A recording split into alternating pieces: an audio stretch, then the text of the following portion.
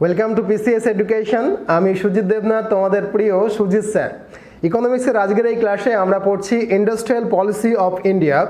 আর আজকের এই ক্লাসে আমরা আলোচনা করব industrial policy of India in 1991, অর্থাৎ 1991 সালের ভারতের যে শিল্পনীতি।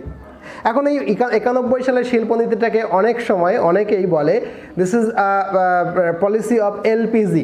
LPG means L for liberalisation, P for privatization and Z for globalization. ওকে, যদিও এই যে এলপিজি থিওরি বা 1991 সালের শিল্পনীতি, এটাকে আর একটা নামেও ডাকা হয়। এটাকে বলা হয় যে আধুনিক ভারতের শিল্পনীতি, অর্থাৎ আধুনিক ভারতের যে ইকোনমি এখন রয়েছে, বর্তমান ভারতটা যে ইকোনমির ওপরে দাঁড়িয়ে রয়েছে, সেই ইকোনমি যে ইন্ডাস্ট্রিয়াল পলিসির ওপরে দাঁড়িয়ে রয়েছে, সেটাই কিন্তু 1991 সালের শিল্পনীতি। দেখো, 1991 সালের শিল্পনীতিটা এক আকস্মিক ব্যাপার নয়, সময় দাবি করছিল এরকম একটা আধুনিক শিল্পনীতি ভারতবর্ষে চালু করার জন্য। এখন সময় দাবিটা কেন করছিল, তার কারণ 80-র দশক নাগাদ আমাদের ভারতবর্ষের যে অর্থনীতি, ইকোনমি, তার কিন্তু কোমর ভেঙে গেছিল। কোমর কেন ভেঙেছিল, তার কারণ ছিল লাইসেন্স রাজ। এই লাইসেন্স রাজ মানে কি, সমস্ত কিছুর ওপরে সরকারি নিয়ন্ত্রণ। যদি তুমি কোনো একটা শিল্প তৈরি করতে চাও, শুরু করতে চাও, স্টার্ট করতে চাও, নতুন সেট আপ বানাতে চাও, তাহলেও লাইসেন্স দিতে হবে।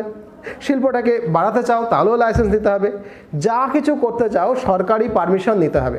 আর সরকারি পারমিশন মানে তোমরা তো বোঝোই, লাল ফিতের ফাঁস বলে না একটা কথা, রেড টেপিজম, অর্থাৎ আমলাতন্ত্র, লাল ফিতের ফাঁস। সরকারি কর্মচারীরা যেরকম হয়, আমি সরকারি কর্মচারীদের দুর্নাম করছি না, কিন্তু এই যে লাল ফিতের ফাঁসে চক্করে পড়ে মানুষের, আমাদের ভারতবর্ষের শিল্প সেরকম বিকাশই হয়নি। প্রতিনিয়ত যদি সরকার নিয়ন্ত্রণ করে, প্রতিনিয়ত যদি সরকারের কাছ থেকে লাইসেন্স নিতে হয়, প্রতিনিয়ত যদি সরকারকে লাইসেন্সের নামে বিভিন্ন রকম সরকারি অফিসারদেরকে ঘুষ দিতে হয়, তাহলে কি হবে? তাহলে যেটা হওয়ার সেটাই হবে, দেশের শিল্প স্থাপনা নামমাত্র হবে, তাই না? আর যদি দেশের শিল্প স্থাপনা না হয়, তাকে কী হবে? বিদেশি বিনিয়োগ আসবে না।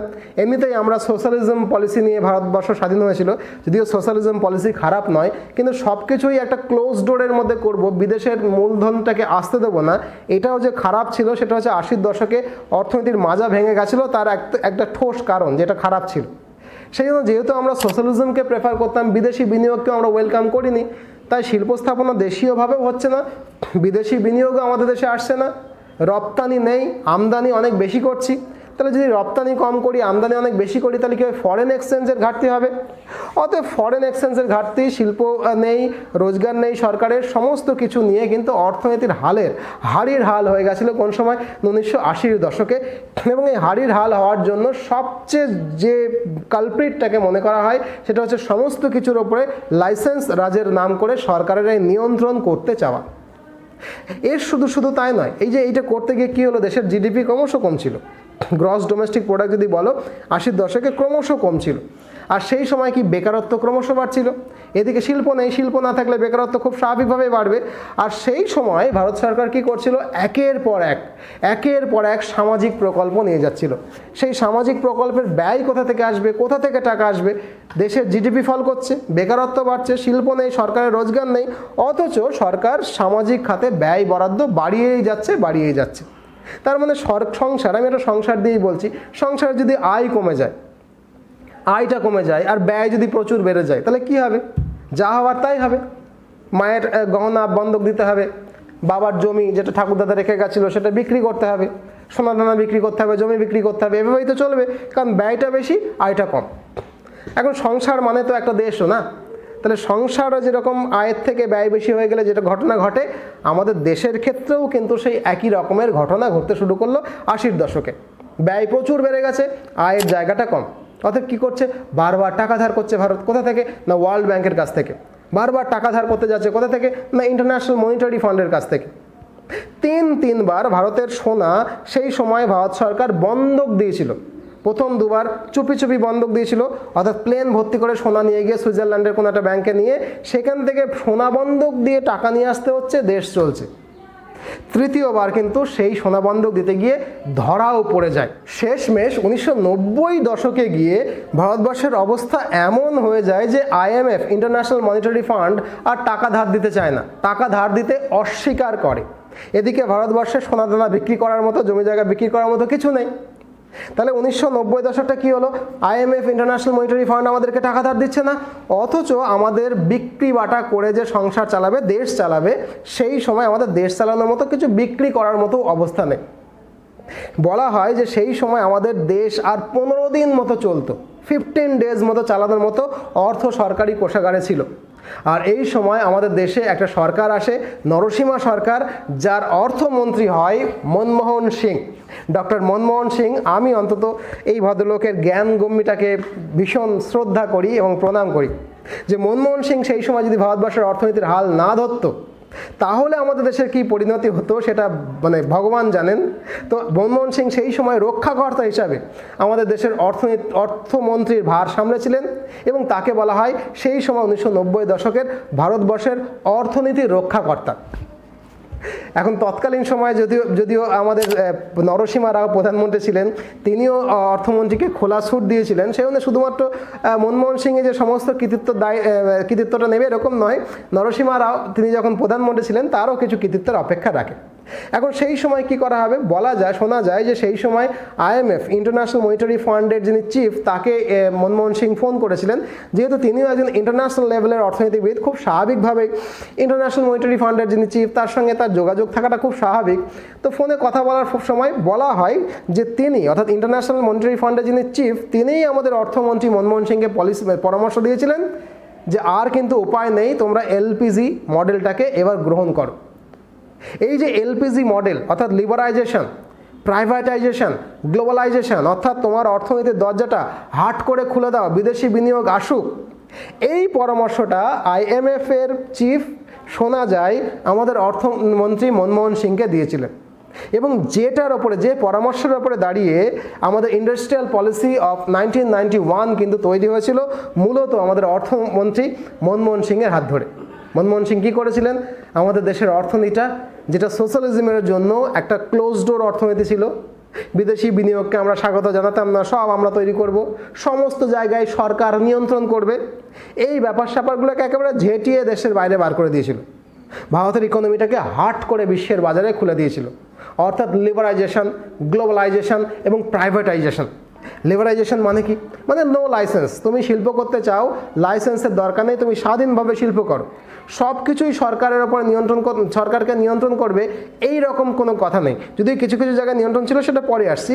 এই যে লিবারাল, এই যে উদারীকরণ, এই ব্যাপারটাকে বলা হয় লিবারাইজেশন, তাই না? লিবারাইজেশন মানে তোমার সরকারি নিয়ন্ত্রণটাকে অফ করে দাও। কে করলেন? মনমোহন সিং। 1991 সালে শিল্পনীতির মধ্যে ঢুকে পড়ছি। আর কি আনেন? প্রাইভেটাইজেশন। প্রাইভেটাইজেশন মানে বেসরকারিকরণ। সব কিছু সরকার কেন করবে? বেসরকারি প্রতিষ্ঠানগুলোকে, বেসরকারি মানুষজনকে দেশের শিল্প স্থাপনের ব্যাপারে উৎসাহ দাও। এইটা কি হচ্ছে প্রাইভেটাইজেশন। আর একটা কি?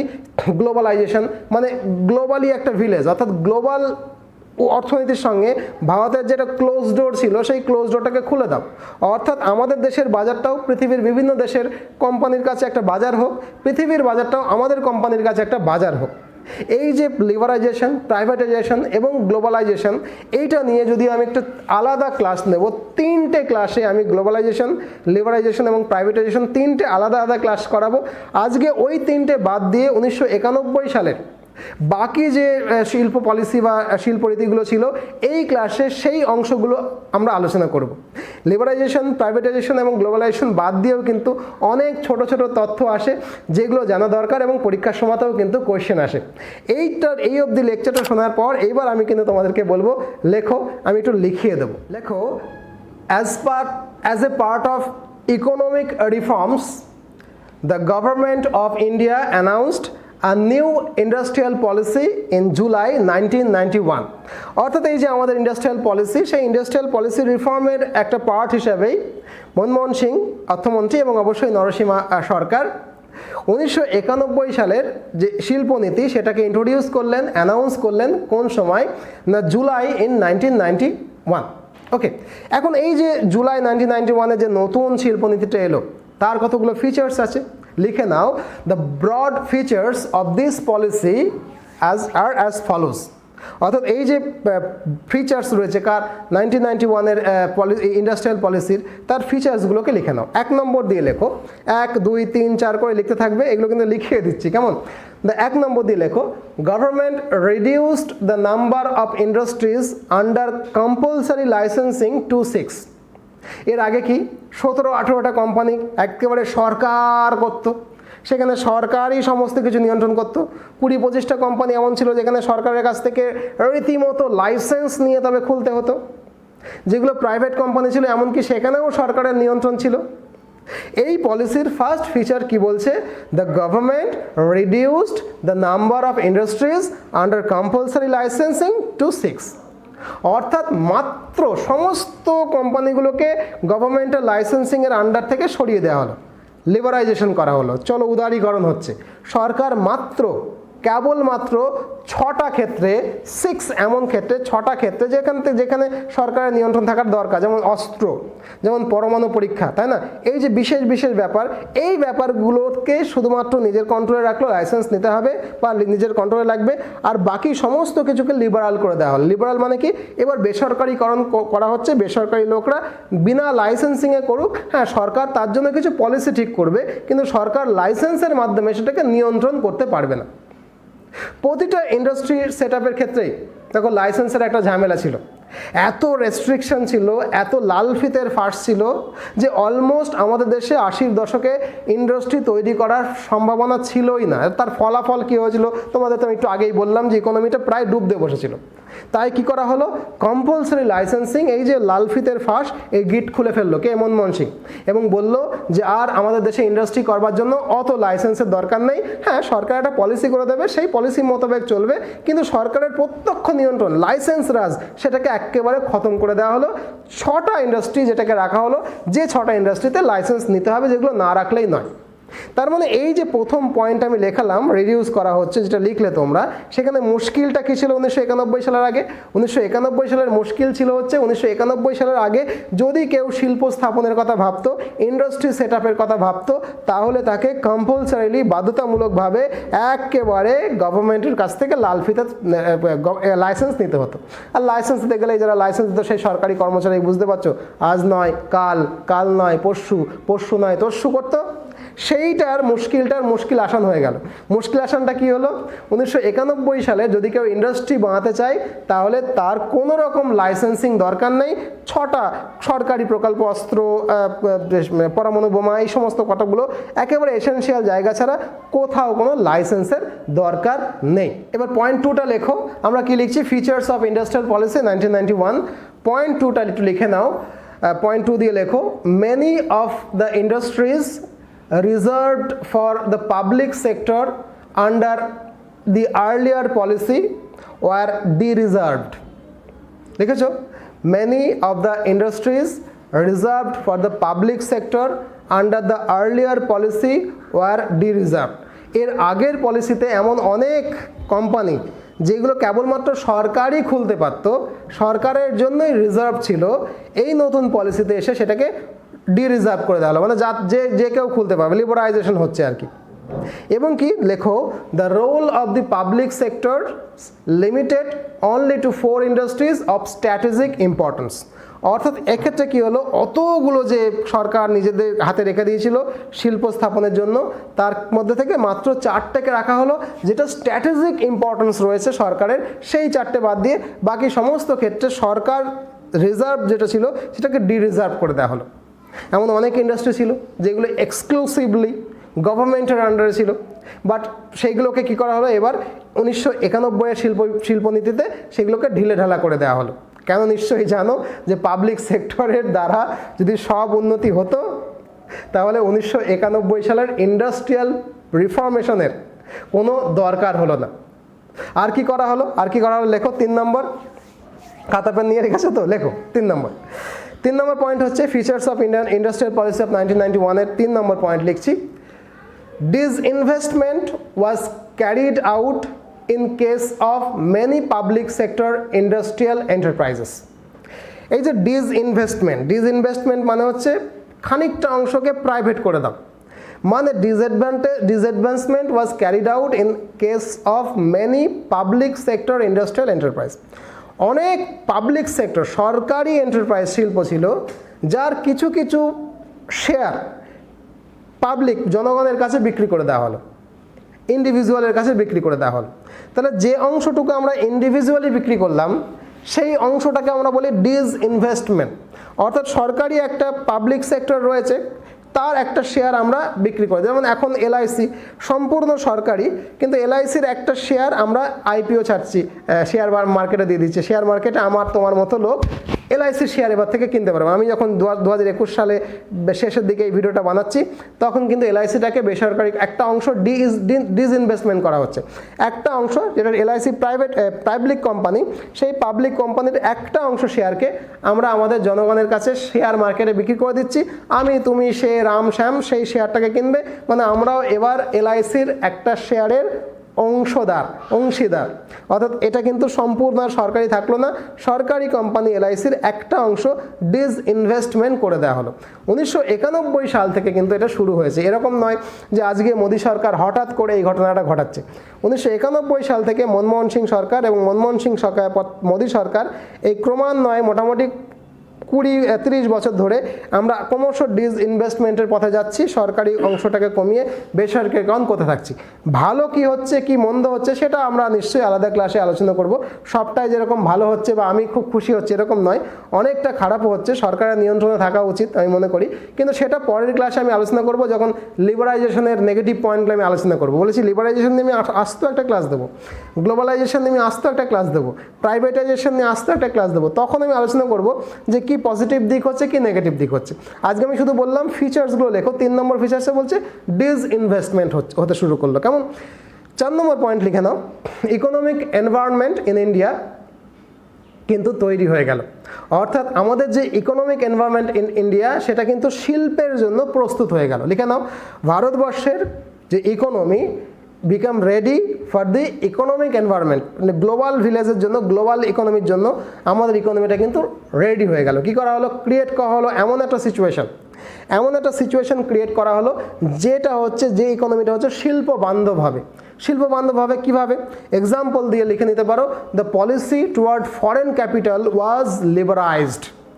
অর্থাৎ 1991 সালের আগে ভারতবর্ষে যেমন বিদেশি পুঁজিটাকে আনা হতো না, বিদেশি পুঁজিটাকে ওয়েলকাম করা হতো না, পৃথিবীর ইকোনমির সঙ্গে আমাদের ইকোনমিটাকে জুড়ে দেওয়ার জন্য, মানে কি গ্লোবালাইজেশন মানে গোটা পৃথিবী একটা সিঙ্গেল অর্থনীতি।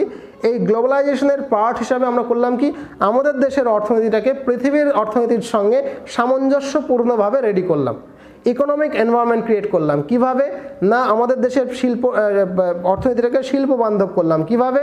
এক্সাম্পল হচ্ছে দ্য পলিসি, এই পলিসিটা এমনভাবে নেওয়া হলো toward the foreign capital was লিবারাইজড, যাতে করে বিদেশি পুঁজি মানেই অচ্ছুত নয়, বিদেশি পুঁজি স্বাগতম, ওয়েলকাম ফরেন মানি, ফরেন ক্যাপিটাল আমাদের দেশে ওয়েলকাম করা হলো।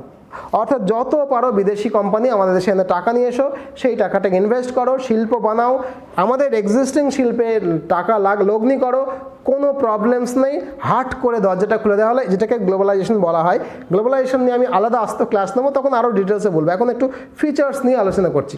এই লিবারেশন ব্যাপারটাও কিন্তু আমি আলাদা ক্লাসে পড়বো। তাহলে কি হলো একটুখানি লিখে নাও, কি করা হলো, the share of foreign equity participation was increased and in many cases 100% FDI was permitted।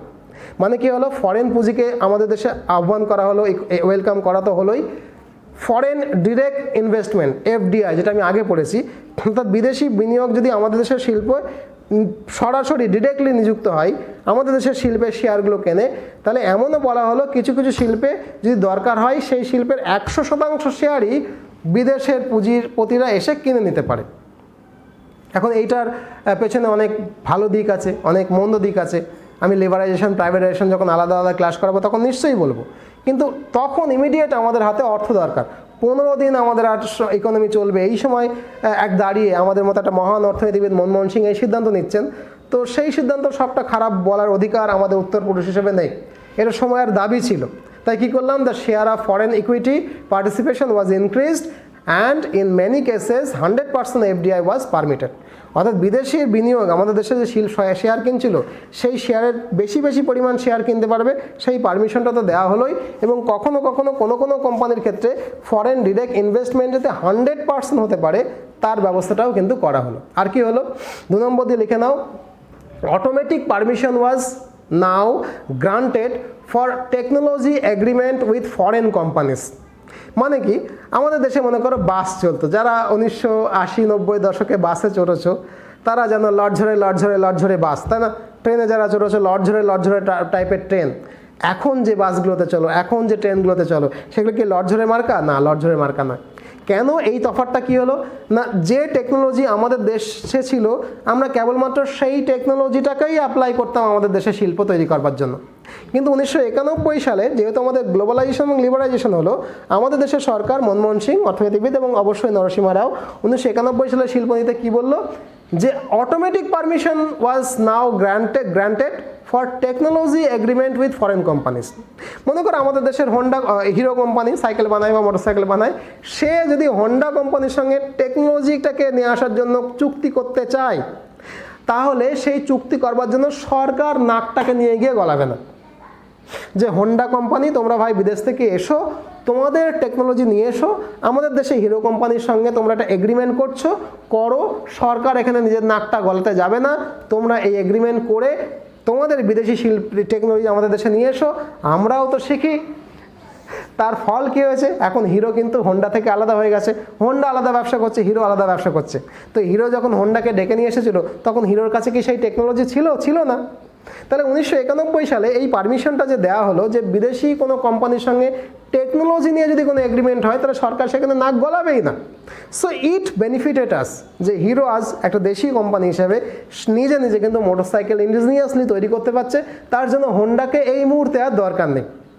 এবং এটাও কিন্তু আমাদের অর্থনীতির জন্য একটা অত্যন্ত ভালো খবর, একটা নিশ্চয়ই ভালো খবর। ঠিক আছে, এবার 3 নম্বর পয়েন্ট লিখে নাও, ইংরেজি বলছি, ব্যাখ্যা করে দিচ্ছি। Foreign investment portfolio board, foreign investment portfolio board, যেটাকে সংক্ষেপে বলা হয় FIPB, was set up to promote and channelise foreign investment in India. দেখো, আমি নাক গলাবো না, আমি ফরেন ইনভেস্টমেন্ট আসতে দেবো, সরকার শুধু এইটুকু বলেই ক্ষান্ত থাকলো না, কি বলল, যাতে ফরেন ইনভেস্টমেন্ট বেশি করে আমাদের দেশে আসতে পারে তার জন্য সরকার একটা বোর্ড গঠন করলো, যাদের কাজ কি দেখা যাতে করে ফরেন ইনভেস্টররা আমাদের দেশে এসে বেশি ভুক্তভোগী না হয়, তাই না? ধরো ফর এক্সাম্পল আমি বলছি, আমাদের দেশে যদি কোনো বিদেশি পর্যটক আসে, তুমি মনে করো যে কোনো জায়গায় তুমি পর্যটক হিসেবে যাবে, সেইখানকার স্থানীয় মানুষ দেখবে তোমাকে ভীষণ সহযোগিতা করছে। কেন করছে? কারণ তোমাদের সঙ্গে যদি সহযোগিতা না করে, তোমরা যদি সেখানে যাওয়া বন্ধ করে দাও, তাহলে কি তাদের তো চলবেই না। সিকিমে তোমরা যদি কখনো গিয়ে থাকো, সিকিমে প্রত্যেকটা মানুষ তোমাকে সহযোগিতা করবে, কেন তুমি ট্যুরিস্ট মানে তাদের কাছে ভগবান। তাহলে ট্যুরিস্ট মানে যখন ভগবান, তখন তোমার সঙ্গে ভগবানের মতো ব্যবহার করবে। কেন? তোমরা না গেলে ওদের অর্থনীতি ধসে পড়বে, সেই জন্য তারা সবসময় সহযোগিতার হাত বাড়িয়ে দিচ্ছে। তো একই রকমভাবে 1991 সালে আমাদের অর্থনীতির অবস্থা এতটাই বেহাল ছিল যে আমরা একটা বোর্ড গঠন করলাম, সেই বোর্ডের কাজটাই হচ্ছে ফরেন ইনভেস্টমেন্ট যাতে আমাদের দেশে আসতে পারে এবং ঠিক চ্যানেলাইজড হতে পারে, একটা ঠিকঠাক চ্যানেলে আমাদের দেশে খুব স্মুথলি ঢুকে পড়তে পারে টাকা পয়সা নিয়ে, সেইটা দেখভাল করার জন্য, কোনো লাল ফিতের ফাঁসে যেন আটকে না যায়, সেইটাকে নিশ্চিত করবার জন্য ফরেন ইনভেস্টমেন্ট পোর্টফোলিও বোর্ড গঠন করা হলো। কে করলেন? নরসিমা সরকার, অবশ্যই অর্থমন্ত্রী মনমোহন সিং সরকার। নেক্সট লেখো 4 নম্বর লেখো, appropriate measures were taken to remove obstacles in the way of growth and expansion of industrial unit of large industrial houses. কি করা হলো? যাতে আমাদের দেশের বড় যে ইন্ডাস্ট্রিয়াল হাউসগুলো রয়েছে, সেই বড় ইন্ডাস্ট্রিয়াল হাউসের শিল্প উদ্যোগ, তাদের উন্নতি, তাদের গ্রোথ এবং তাদের এক্সপানশন কোনো রকমভাবে বাধাপ্রাপ্ত না হয়, সরকারি বা বেসরকারিভাবে কোনো রকম বাধার সম্মুখীন যাতে তারা না হয়, তার জন্য appropriate measures were taken by the government.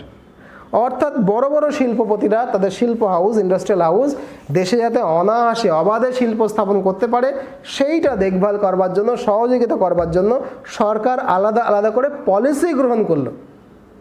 এবং কি করলো, যেটা 1980 সাল বা 1970 সাল বা 60 সাল 56 সালে কোনো রকমভাবে গুরুত্ব দেখা হয়নি, অত্যন্ত এমএসএমই অত্যন্ত গুরুত্বপূর্ণ স্মল স্কেল সেক্টর, সেই সেক্টরটাকে কিন্তু নতুন করে, যেটা আগে কোনো অবস্থাতেই গুরুত্ব দেওয়া হতো না, ছোট ইন্ডাস্ট্রি বাদ দাও, নেহেরু তো বলেছিল ভারী ইন্ডাস্ট্রি বানাতে হবে। নেহেরুর দোষ নেই, তিনি তার পার্সপেক্টিভ থেকে সেই কথাটা বলেছিলেন, কিন্তু 1956-80 দশক অবধি তার কন্যা শ্রীমতী ইন্দিরা গান্ধী সেই অবধিও কিন্তু আমরা ছোট শিল্পগুলোকে সেইভাবে গুরুত্ব দিইনি।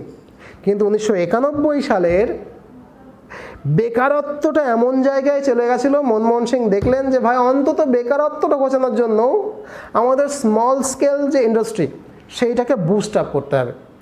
সেই জন্য 1991 সালের শিল্পনীতির আরেকটা বড় পার্ট, অত্যন্ত বড় পার্ট হচ্ছে পলিসিটাই এমনভাবে নেওয়া হয়েছিল যাতে আমাদের দেশে স্মল এবং মিডিয়াম স্কেল যে ইন্ডাস্ট্রি সেটা বুস্ট আপ করতে পারে।